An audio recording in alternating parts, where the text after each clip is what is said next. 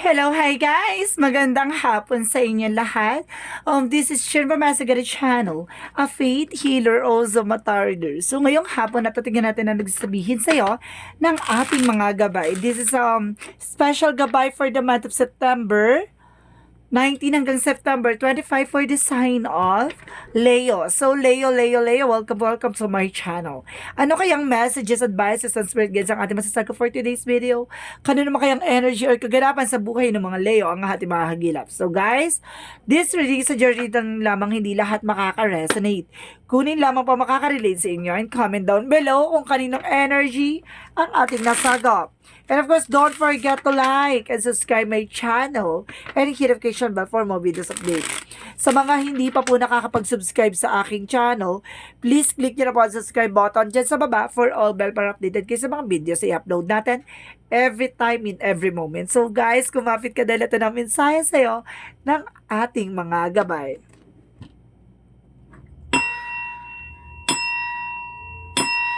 Angel Spirit Messages. Ano ang pinakamensahe sa iyo ng ating mga gabay for the sign of Leo?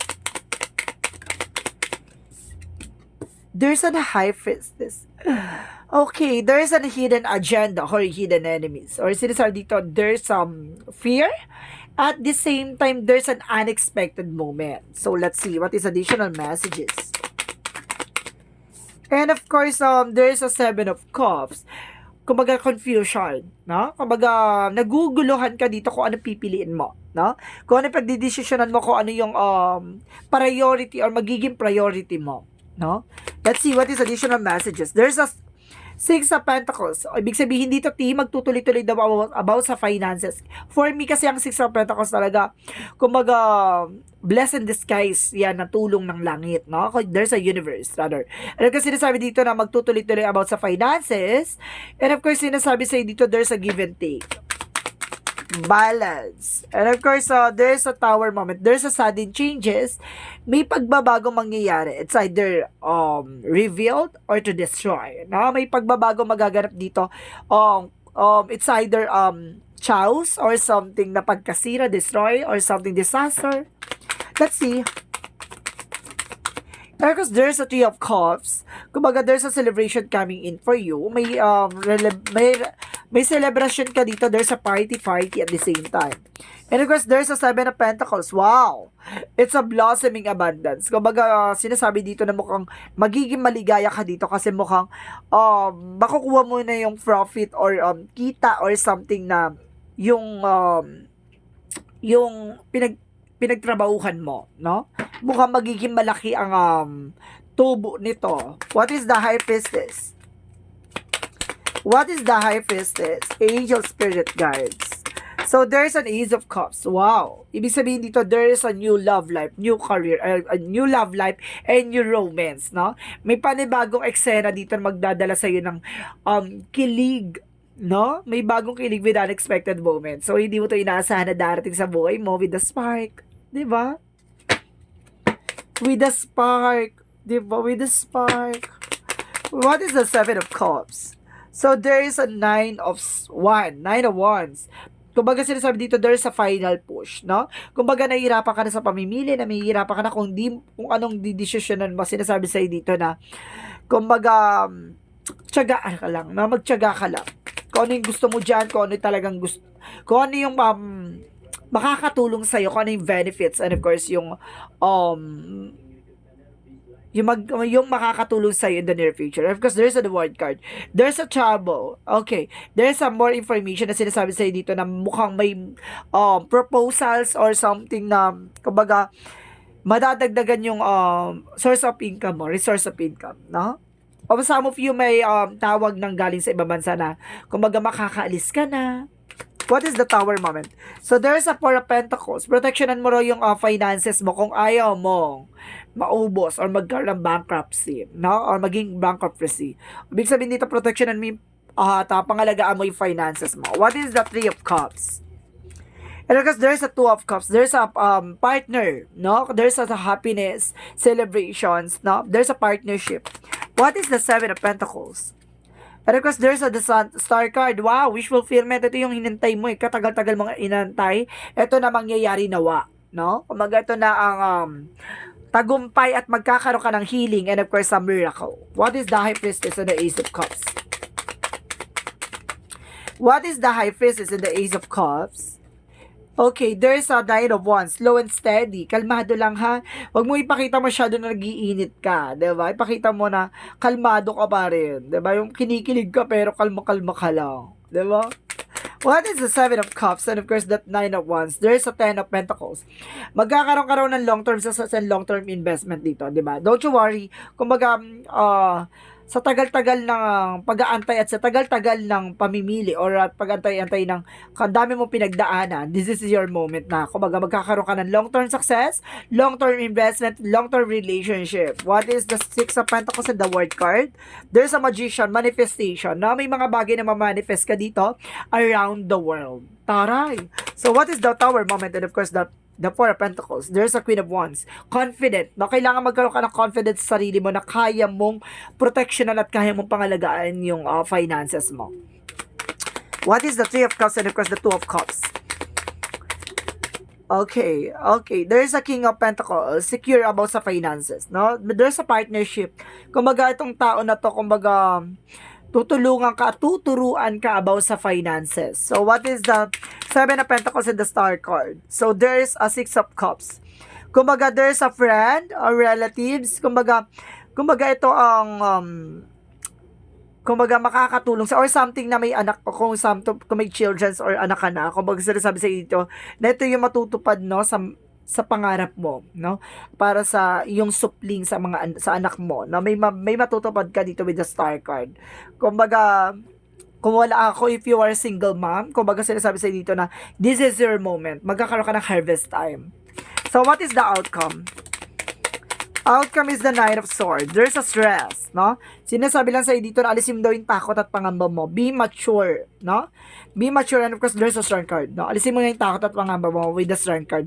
Kailangan mo maging matapang, magkaroon ka ng confidence sa sarili mo. And of course, there's an Emperor. Be mature. May mga pinagdadaanan tayo pero hindi mo dapat, kumbaga, masyadong nag-i-emote dyan sa problema na yan. Gawan mo ng solusyon. No, wag ka mag-emote kasi makakapag-asya ka ng mga negative energy. So, what is the Yin and Yang Oracle card? And of course, there's a water sign. So, ibig sabihin guys, sa some of you dealing with Pisces, Cancer, and Scorpio.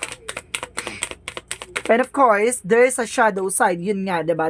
The moon. And of course, yun yung sinasabi ko na, yung fear. No, may takot ka dito. May something na takot or pangamba.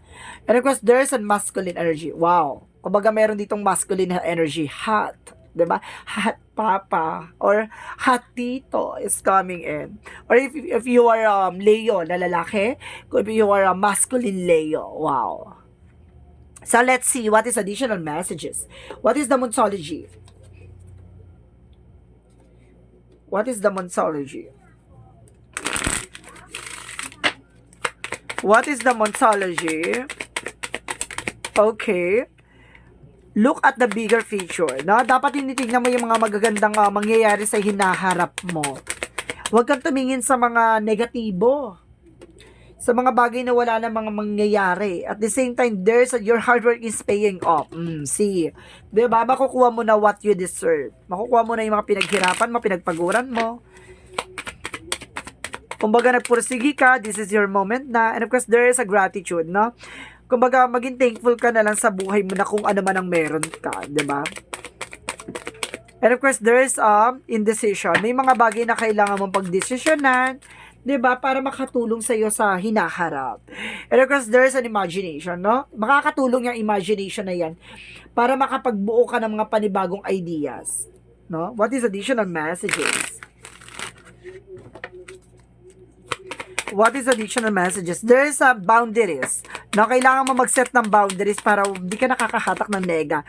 There's a goddess insight, no? May mga pasilip sa'yo, no? By your intuitions, predictions, something na makakatulong sa'yo in the near future.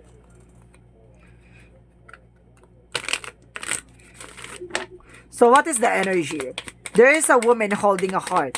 Some of you, if you are a woman in Leo, sinasabi sa'yo na mayroon kang pinanghahawakan na puso, no? May mahal na mahal ka. O if you are a woman na Leo man, mayroon taong may hawak ng puso mo. Because there's a walking away, no? Kailangan mo makaalis sa situation or kailangan mong bitawan ang talikuran ng mga negativity, yung toxicities. What is additional messages? At this time, there's a support, no? Sinusuportahan ka ng ating angel spirit. And of course, there's a school. Marami kang matututunan dyan sa mga bagay or sitwasyon na nangyayari sa'yo.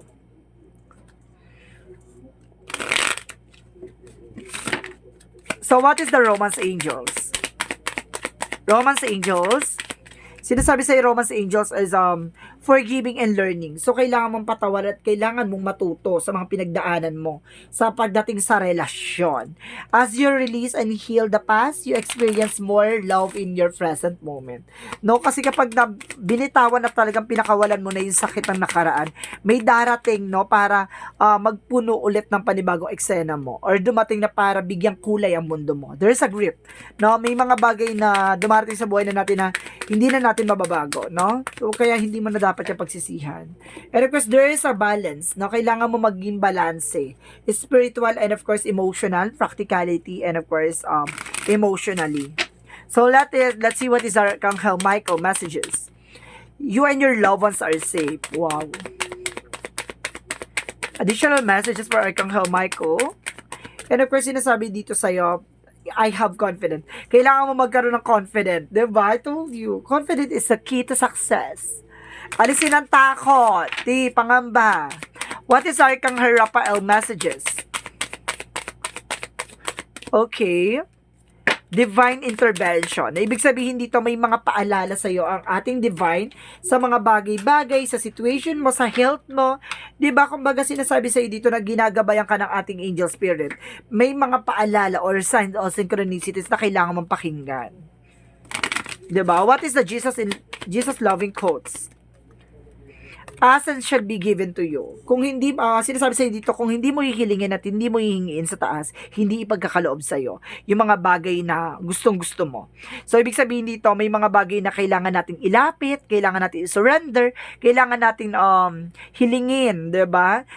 Lalo-lalo na yung mga mahihina ang pananampalataya at paniniwala. No, kailangan natin buksan ang isip at puso natin na may Panginoon, may Diyos na kaagapay at naniniwala at talaga tayo na kung ano man ang nilalapit mo siyang ibibigay sa iyo, no? So what is additional messages for angels number? Angels number, there's a 222, I am a balance. So maging balanse ka, 'di ba? Practical and of course spirituality. So let's see. Trust that the seeds of your thoughts are the growing as you are nourishing them with words, feeling, and action. Yung sinasabi sa'yo, di ba? Kailangan ko ano yung mga tinanim mong kung ano yung mga tinanim mong yung mga ideas and of course na mga informations na makakatulong sa'yo how to grow, 'di ba? Kumbaga kailangan mo pa rin kumilos, gumalaw, 'di ba? Hindi mo kailangan i-alay doon sa eksena. Kung hindi mo pwedeng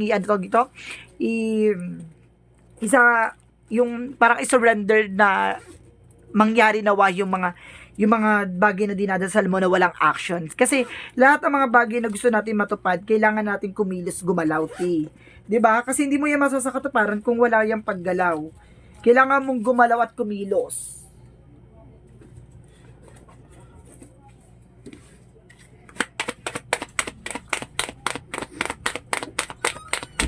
And of course, there's a strength card. Wow, strength. Talaga sinasabi na strength card, talaga pinapalakas at gusto kailangan mo maging malakas at matibay, no? Today, I maintain the control of my emotions. I rise above self-doubt. I affirm my own power and stand strong in my unshakable faith. Today, I know that I have the strength to overcome anything I encounter. I find my courage in the truth, holding tight to the force of love. I interpret over fear. Kailangan mong labanan ang takot at pangamba mo. Kailangan mong magkaroon ng confident at tapang sa sarili mo na kaya mo lagpasan lahat ng pinagdadaanan mo. Kumbaga, alam mo na kaakibat at kaagapay mo ang ating Panginoon at ating pitong arkanghel, ang ating mga gabay na tumutulong sa iyo. No, lagi kang manalig at manampalataya sa Kanya na lahat ng mga bagay na nangyari sa iyo may ibig sabihin at kaya mo lagpasan at solusyonan. No? Kumbaga, sinasabi lang sa sa'yo dito, kailangan mong magdasal at kailangan mong isurrender sa Kanya lahat. So, this is generally din lamang, hindi lahat makaka-resonate. Kunin lamang po makaka-relate sa inyo and comment down below kung kaninong energy ang ating nasagap. And of course, don't forget to like and subscribe my channel and hit notification bell for more videos updates. Sa mga hindi pa po nakakapag-subscribe sa aking channel, please click nyo na po subscribe button dyan sa baba for all bell para updated kayo sa mga videos ay upload natin every time in every moment. This is a special gabay for the month of September 19 hanggang September 25 for the sign of Leo. Maraming salamat, Leo, for your wonderful reading and see you in the next video. Bye-bye and babush!